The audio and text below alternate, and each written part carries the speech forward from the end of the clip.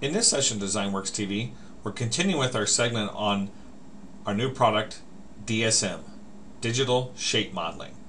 We'll be featuring SolidWorks with the Faro Quantum with a laser.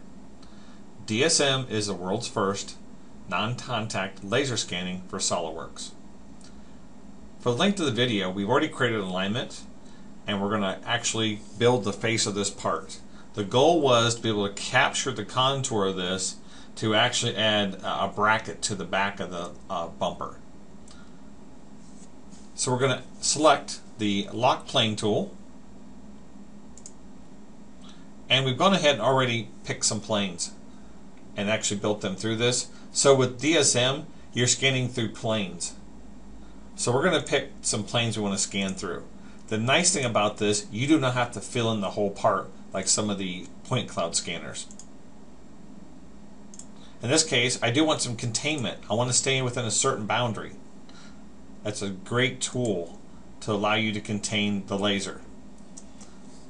Now we're going to actually take the laser, and on the right side you'll see a little dialog box showing the rangefinder. We're simply going to align the laser to the scans we want to scan top of, and I'm going to pull the trigger. This is similar like spray painting. I'm going to pull the button and scan. You'll see it scanning up the plane. Now the nice thing is it contains all the scans, so I can load multiples. I don't have to scan just on one. You pull the trigger to stop. I'm going to move over here because in this case I'm kind of picking where I want to work. But again, we could have selected all of these. So again, this is like similar to spray painting. You wipe up the plane, pull the trigger. Notice it shows you where you scanned. And the great thing about this, for certain objects where you don't want to scratch or they're too flexible, it's all non-contact. All the data we're going to create is directly inside of SolidWorks, and it's a native SolidWorks features. The other great thing is you can mix and match hard probing with it. So the parts that you know that are very prismatic style and you want to use a probe on, you can simply insert the probe and laser scan in the same model.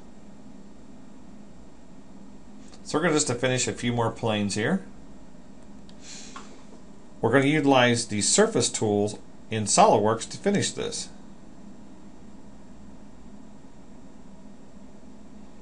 Again, you can scan the whole part if you need to, but by utilizing the surface tools, I don't need all this data in between.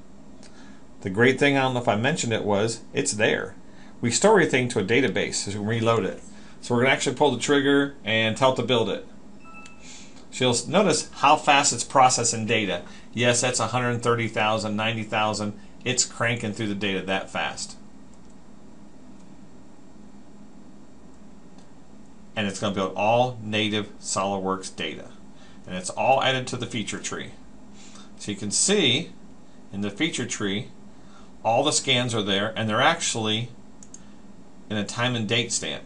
So if you needed to actually get more on the part, you can actually just reload it because the beam is actually wider than what we actually scanned. We simply use the SolidWorks tools to actually build this. So we'll just come over here and we'll select these curves.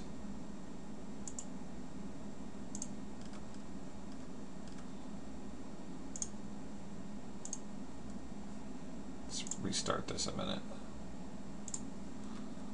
So let's select these curves by using the surface tools.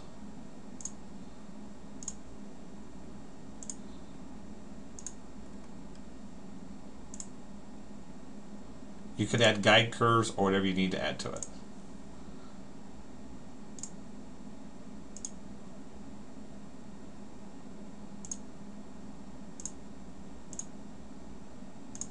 I had selected the solid loft first.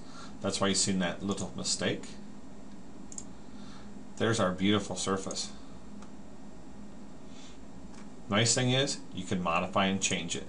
There's all the sketches in the tree. So here was one of the end results. They needed to make a bracket for the back of this. We're going to put the arm up here. Because we're still inside of SolidWorks, we can simply come over here and grab a plane and pull it out there. So we're going to grab this plane, We'll just drag it out here in space where we want to work.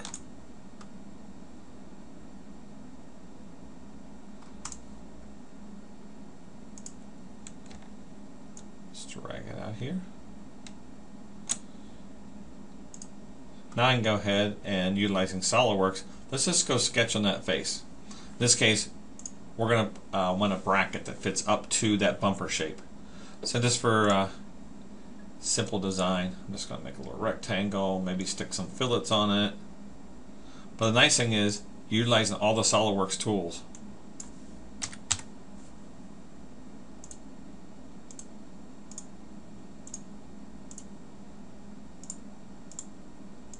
So we got a shape.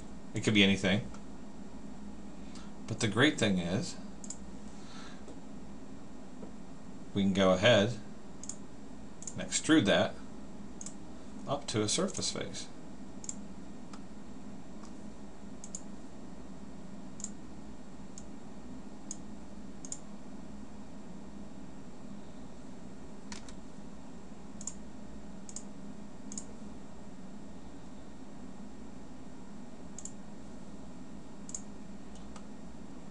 There. Now we've created our surface. Our bracket matches it, and the job is done. Tune into our continuing series on Dezignworks DSM as we go ahead and work on a remote controlled car body. Have a great day.